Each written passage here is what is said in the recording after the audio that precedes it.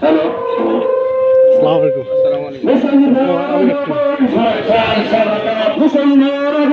শুভেচ্ছা স্বাগতম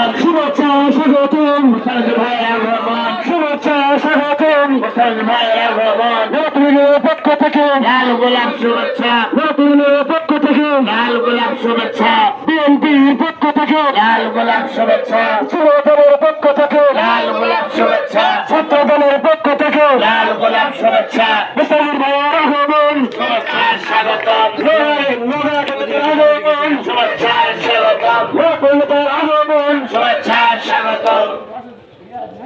সকলকে ধন্যবাদ। নামাজ চলতেছে মসজিদ এখানে আছে।